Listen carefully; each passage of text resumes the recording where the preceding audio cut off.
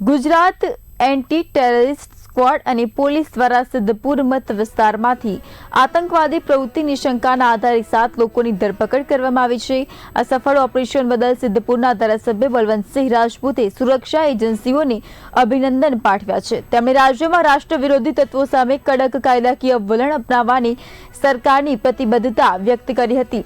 ઓપરેશનની સફળતા બદલ ધારાસભ્ય બલવંતસિંહ રાજપૂતે મીડિયા સમક્ષ નિવેદન આપ્યું હતું। તેમણે ગુજરાત એટીએસ અને પોલીસ ટીમને હૃદયપૂર્વક અભિનંદન પાઠવ્યા હતા અને ગૃહ રાજ્યમંત્રી હર્ષ સંઘવી તેમજ પોલીસ કર્મચારીઓની કામગીરી સરાહનીય ગણાવી હતી।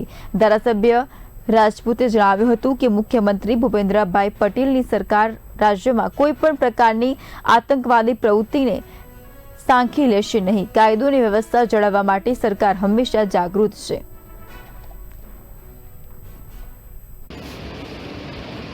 आदरणीय मुख्यमंत्री भूपेन्द्रभाई पटेल साहब की सरकार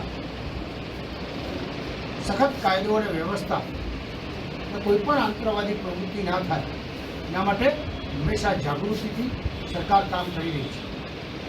आज खरेखर एटीएस की टीम ने खूब दिल से अभिनंदन आपू छूं। समग्र गुजरात अंदर क्या जेवा आतंकवादी होय ए बधाने झड़पता होय छे अने अत्यारे सिद्धपुर में जे प्रकार की प्रवृत्ति चाली रही थी અને પ્રવૃત્તિમાં 3 અને 4 કુલ 7 જણા સિદ્ધપુર મત વિસ્તારની અંદરથી આજે પકડાના છે।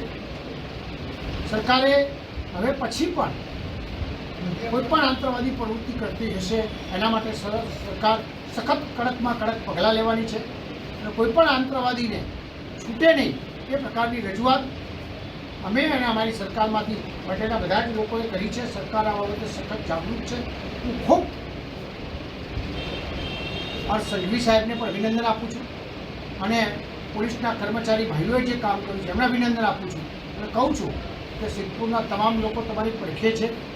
जे प्रकारे जीवी व्यवस्था ज्यां कांई कोईनी पासे आवी प्रकारनी माहिती होय तो आपणे जागृत नागरिक तरीके पण आप सौने अपील करूँ छूँ कि कांई पण होय तो आपणे सरकारने अने अधिकारीओने मदद करवी जोईए। आप सौने आ प्रसंगे विनंती।